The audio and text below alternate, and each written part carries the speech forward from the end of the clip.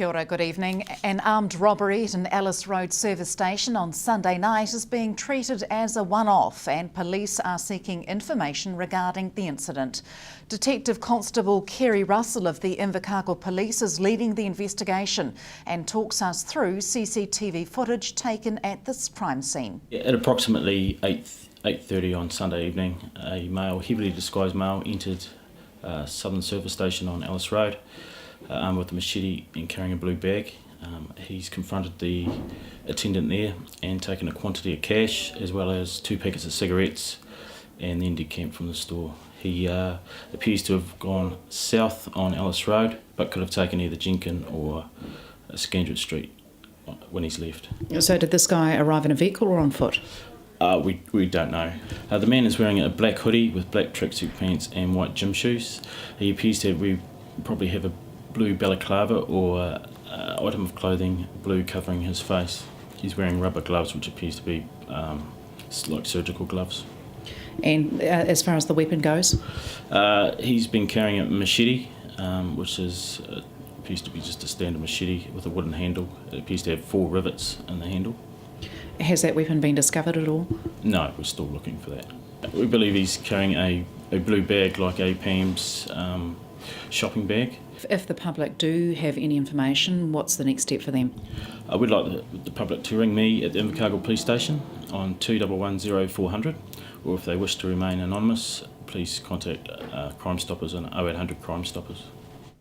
Inner city retailer Neil Thomas has stepped up his campaign against the proposed single laning of D and Tay streets. Last month it was a petition, now there's a poster. Upon discovery the proposed inner city upgrade would include the single laning of D and Tay streets, Mr Thomas initiated a petition that garnered 1,000 signatures. Since then, Mr Thomas claims that he could add another 1,000. I've had a lot of people in since that wanted to sign the petition after it was over. I probably could have got another 1,000 signatures plus if they'd come in earlier. So there is quite a strong feeling, particularly amongst the maturer people of Invercargill, the older residents. They're just really not keen on a lot of the change, particularly to D and Tay Street one lane. The poster urges voters to consider not giving their votes to candidates that supported the inner city master plan, despite assurances that there was room to review any aspect of the proposed upgrade and that single laning would be trialled first. The reason I put out the poster was the number of people that were coming to me and asking who voted for it. It was phenomenal, the number of people asking. So all I did was put a poster up on D and Tay Street. The shops that are displaying it have all agreed with the concept. They don't want to see D and Tay Street down to one lane. Business owners on those 2 streets are pretty much in favour of keeping the status quo. The reason for the narrowing of the highway through the city was safety, a reason Mr Thomas is dismissive of, along with the consultation process the council embarked upon. How many people have been knocked over on D and Tay Street with the 2 lanes? I can only remember 2 people in 8 years. I stand to be corrected because I'm not there all the time, but I don't think there's a big safety issue. It's also, if there was a safety issue, I would have thought the elderly who are slower crossing would have been the ones wanting the narrowing of the roads, and they're the ones coming to see me and saying, please don't let them do it. Just ask one question again. When did they first say about D and Tay Street being narrowed? The first I heard of it was well after the consultation period was closed, when Craig Prokop put out his plan in the Southland Times. Never heard of it ever before in the consultation period. Mr Thomas's campaign has ignited the conversation being held over the future of the inner city upgrade and related costs. Hunter Andrews for South Today News. And we return to the inner city upgrade with an extended interview with architect Bob Simpson later in the bulletin. The number of young people appearing before the youth court is dropping according to new released figures. Figures released by Statistics New Zealand today show youth court appearances from June 2012 to June 2013 are at a record low. Appearances for serious prosecutions fell from over 3,300 last year to 2,739, while the number of convictions fell from 189 to 180. For the same period, discharges without conviction fell from over 1,600 to 1,257. Invercargill City Council have reluctantly held ownership of the Scottish Hall for decades and have been trying to offload the building from their asset register for over 4 years. The building's future was debated in the High Court in Invercargill yesterday, with legal minds flown in to argue their respective sides. The High Court hearing was held to determine whether the hall's current deed of ownership restricts it being sold. Invercargill City Chief Executive Richard King estimates it's cost ICC around $80,000 in legal support to reach this point. The judge has reserved his decision, and it could be several months before the outcome is announced. Stay with us. Still to come after the break, Invercargill architect Bob Simpson's ideas for the upgrade of the inner city.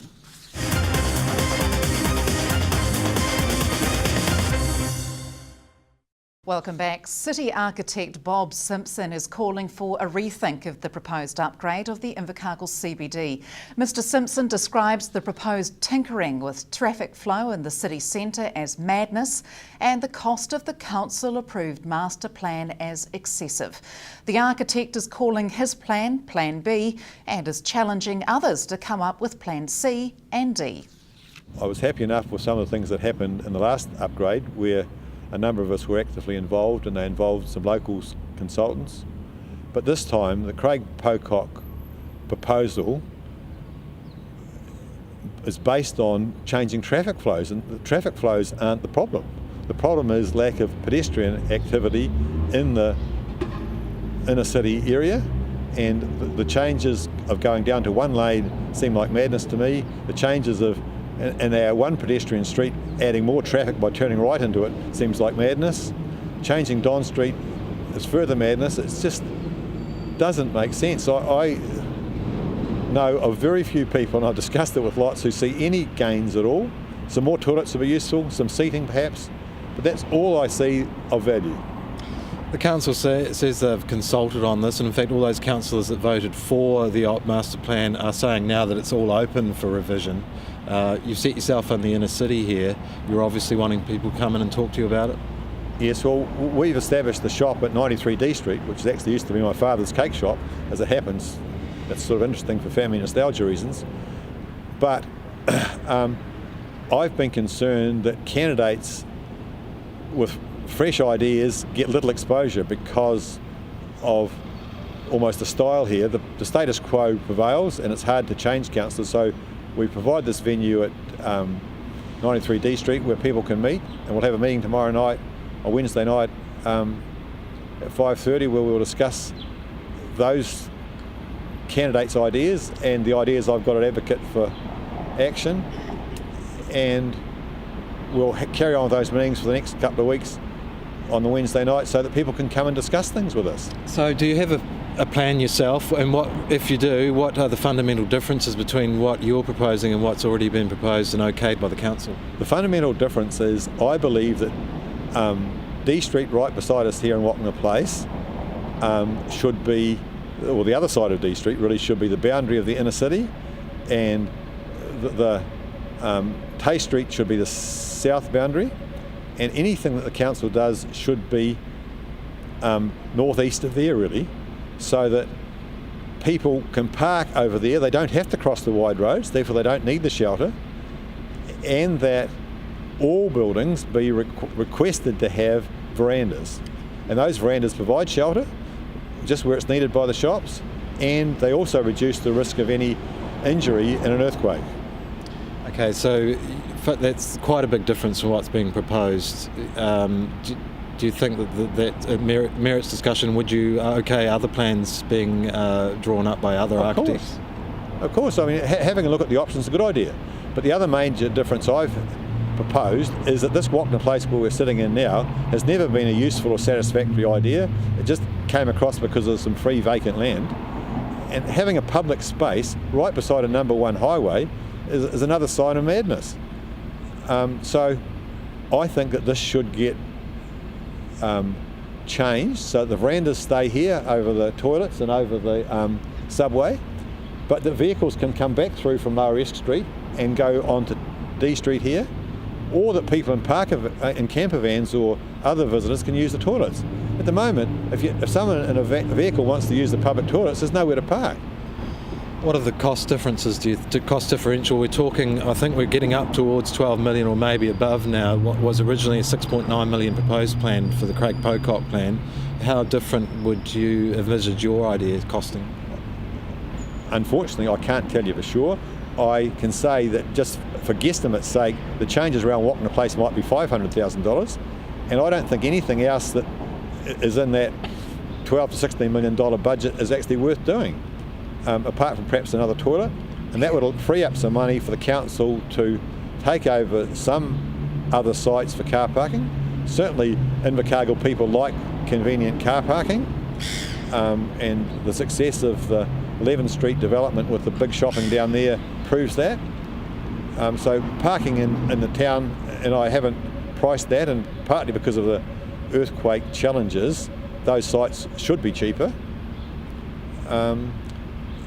And in the longer term, I think, as I proposed before, we should shift some of the museum, or certainly we should shift the information centre into town. The trick to get viable cities, or inner cities, is to have pedestrian counts. Because where there's pedestrian flow, businesses can turn over $1, and then they can pay some rates and they can pay some rent.